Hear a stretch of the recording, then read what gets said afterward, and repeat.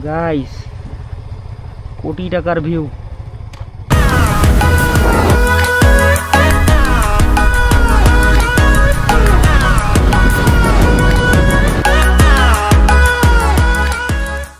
তো আমরা এখন বেরিয়ে যাব কিউকারডাঙ্গের উদ্দেশ্যে। ভোর 5টার দিকে, এখন প্রায় 6টা। এখানকার ভিউটা দেখতে পাচ্ছেন। মেইন ভিউ তো আসবে সামনে, এখানে কিছুই না, ভিউয়ের এখনো কিচ্ছু হয় নাই। আর রাস্তাগুলো অমায়িক লাগতেছে এখন,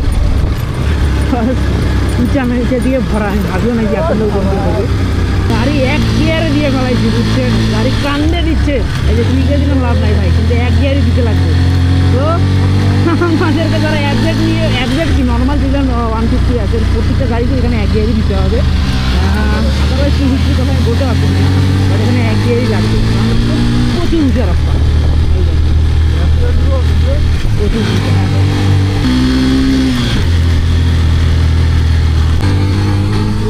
খারাপ রাস্তা হইলে গাড়ি এক গিয়ারে কান্দে দিচ্ছে।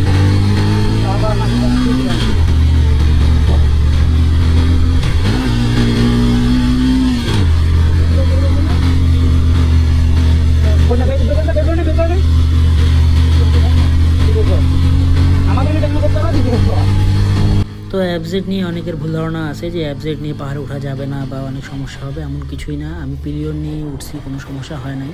জাস্ট আপনাদের ভয়টা কাটাইতে হবে। ভয় থাকলে আপনারা যে কোনো জায়গায় পড়তে বাধ্য।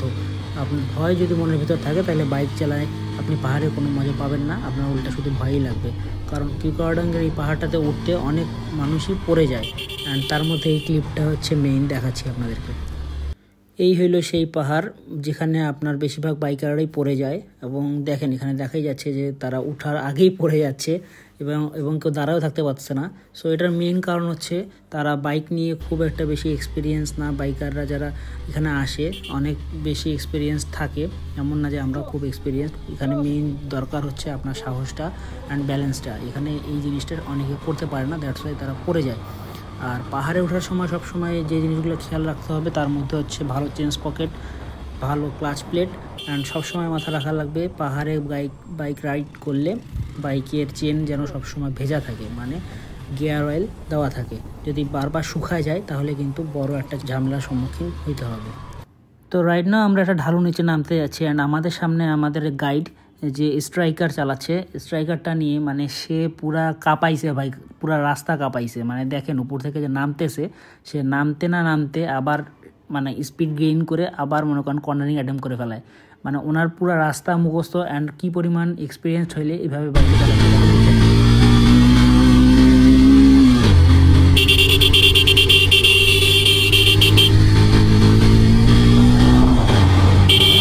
গাইস, এই যে আমরা যে ঢালটা নামতেছি, এই ঢালটা অনেক লম্বা একটা ঢাল ছিল, অ্যান্ড এই জায়গাগুলোতে করে কি অনেকে পুরোটাই ব্রেকের উপর ডিপেন্ড করে সবাই নামে, অ্যান্ড এই ভুলটা কেউ করবেন না। এখানে আপনারা ইঞ্জিন ব্রেক ইউজ করবেন, হালকা হাত ব্রেক অ্যান্ড পা ব্রেক ইউজ করবেন। কজ যদি আপনি পুরোটাই হাত ব্রেক আর পা ব্রেকের উপর ডিপেন্ড করে নামেন তাহলে আপনাদের ডিস্ক অতিরিক্ত পরিমাণে হিট হবে, অ্যান্ড আপনাদের ব্রেক ফেল হওয়ার চান্সও অনেক বাড়ে যাবে।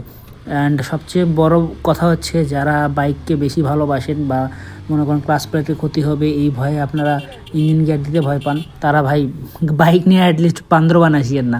দেখে সামনের যে রাস্তাটা কি পরিমাণ খারাপ।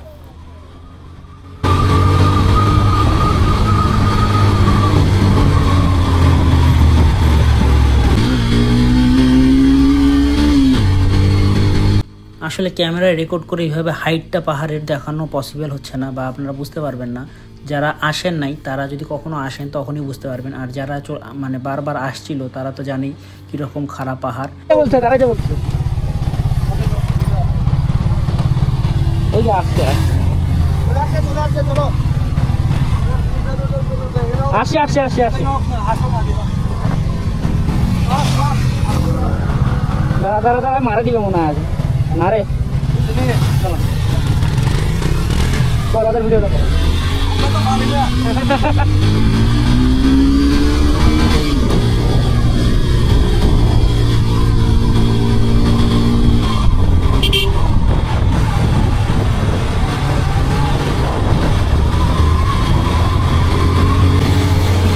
Here is the Dhoom 3 নায়ক আমাদের গাইড স্যার। মানে উনি আমাদেরকে পরামর্শ দিয়েছিল যে সবচেয়ে আস্তে গাড়ি চালাবে, সবচেয়ে রিল্যাক্সে আমাদেরকে নিয়ে যাবে, সাবধানে নিয়ে যাবে। আলহামদুলিল্লাহ আমাদের সবচেয়ে রিল্যাক্সের জায়গা দেখতেই পারতেছেন, মানে পুরোপুরি একটা ড্র্যাগ রেস করা লাগছে ওনার সাথে যাওয়ার জন্য। মানে খুবই এক্সপিরিয়েন্স একটা মানুষ, যা ওনার কাছ থেকে অনেক কিছু শেখা গিয়েছে। আলহামদুলিল্লাহ আল্লাহর রহমতে কোনো সমস্যা ছাড়াই আমরা পাহাড়ে উঠতে পারছিলাম। ওনার জাস্ট টার্নগুলো দেখেন, উনি একটা স্ট্রাইকার নিয়ে কী পরিমাণ টার্নগুলো নিচ্ছিল সামনে।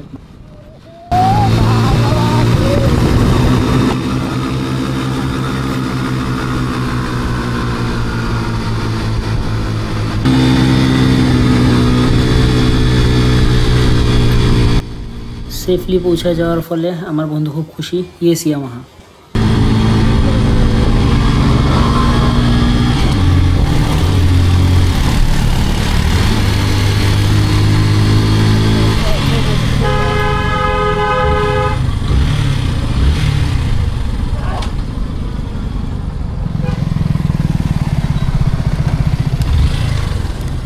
গাড়ি রেস্ট লাগবে একটু, গাড়ির অবস্থা খারাপ হয়েছে।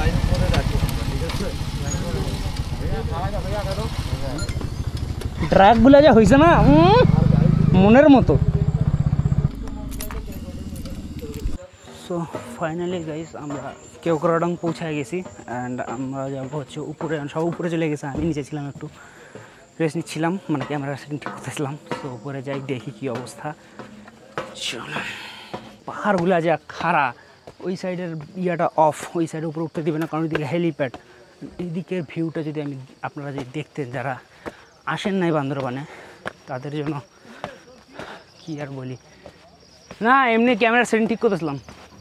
ওই সাইডে এখন সূর্য উঠবে, এখানে মেইন হচ্ছে আমরা সূর্যের ভিউটা দেখবো, সূর্য উঠবে, দ্যাটস ওয়াই আমরা এখানে আসছি। সামনের ভিউটা আপনাদেরকে দেখাই, ওয়েট।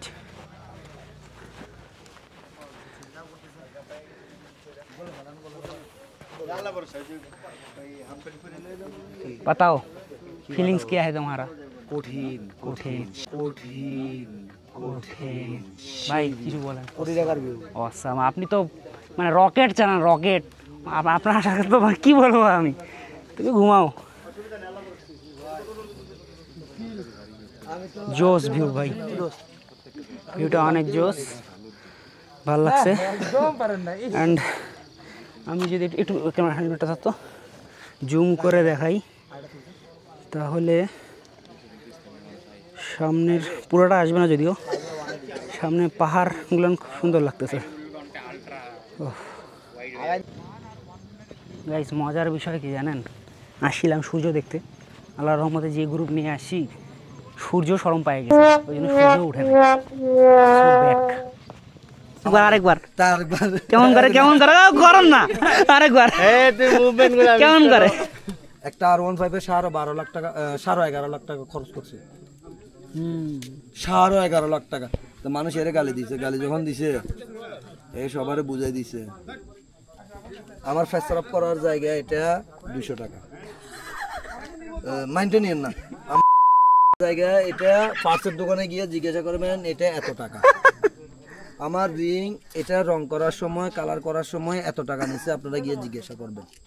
আমার এই বডি এটা এত টাকা, এটা গিয়ে